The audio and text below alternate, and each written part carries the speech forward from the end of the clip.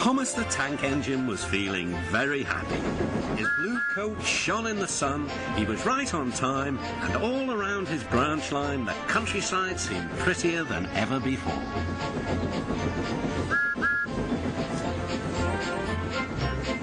Beep, beep. Good morning, Percy, he whistled. My branch line is the pride of the line, wouldn't you agree? Yes, Thomas, of course, but what, Percy? Out with it. Well, there is another engine with a famous branch line, too. Who? Where? Exclaimed Thomas anxiously. His name's Stepney. He's far away, but the Fat Controller says he may visit us. When? Oh, someday. And Percy hurried away. Meanwhile, Stepney was puffing purposefully along his line. It runs through fields and forests, but isn't very long, which made him feel a little sad. Later, he saw Rusty. The little diesel had helped save Stepney from scrap. Everyone's been so kind, but my railway is so short, and I do miss a good long run. I think you should tell Driver too, replied Rusty. I'm sure he'll understand. Stepney soon discovered that indeed he did. Do you know, Stepney, I feel just the same way. That evening, Stepney's driver had exciting news. Guess what, Stepney? The Fat Controller has invited us to visit the other engines on his railway. Manager agreed. It'll be a really long run to get there. Oh, thank you, sighed Stepney. They set off next morning.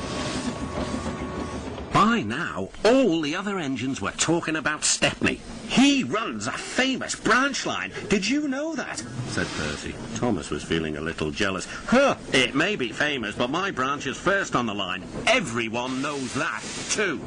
And he huffed away to fetch his coaches. Look, squeaked Percy. Why have they all come? There is no train yet. But Percy was wrong. The signal dropped, and from far away an engine whistled. Here he comes, yelled Douglas. Stepney puffed proudly through the junction. All the engines were pleased to see him. I hope you'll meet Thomas too, said Edward. You both have branch lines to be proud of. Then Stepney set off to help Duck shunt coaches in the yards, and they worked happily together all afternoon. At last, Thomas arrived. Sorry, can't talk. It's time for my last branch line train. Mustn't be late.